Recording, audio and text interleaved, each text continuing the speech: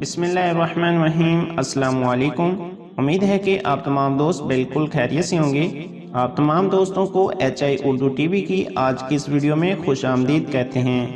دوستو، اگر آپ کا کوئی جاننے والا شخص اگر کوئی تقریب منعقد کرے اور اس میں آپ کے تمام احباب اور رشتہ داروں کو بلائے مگر آپ کو نہ بلائے تو یقیناً آپ اس میں اپنی توہین محسوس کریں گے، خاص کر جب یہ دعوت نامہ آپ کے سامنے ہر دوسرے کو دیا جا رہا ہو۔ اس کا سبب یہ ہے کہ انسان کے لیے عزت نفس بہت بڑی چیز ہے۔ کھانا پینا اور کسی تقریب میں جانے سے زیادہ اہم بات یہ ہوتی ہے کہ اسے کمتر سمجھا گیا، اس لیے یہ بہت مشکل ہے کہ کوئی شخص اس طرح کی چیزوں سے اوپر اٹھ سکے۔ اس طرح کی چیزوں سے بلند ہونے کا حوصلہ صرف انہی انسانوں میں پیدا ہوتا ہے جن کا نصب العین جنت میں پروردگار عالم کا قرب تلاش کرنا ہوتا ہے، جو کسی صورت میں جنت میں کسی سے پیچھے نہیں رہنا چاہتے۔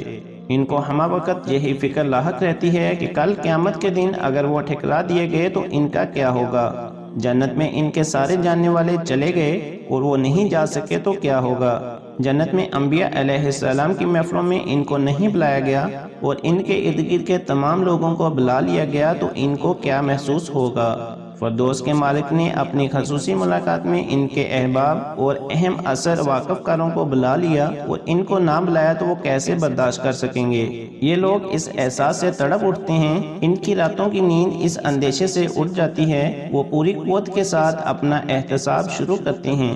وہ تعصب، خواہش، غفلت کی ہر اس غلاظت کو اپنے اندر سے خرچ کر پھینکنے کی کوشش کرتے ہیں جو ان کے لباس ایمان اور لباس تقوی کو داغدار کرنے والی ہوتی ہے۔ وہ نیکیوں میں سبقت لے جانے کا عزم کرتے ہیں کیونکہ یہی اضافی اور نفل نیکیاں جنت کے اعلیٰ مقامات کی ضامن ہیں۔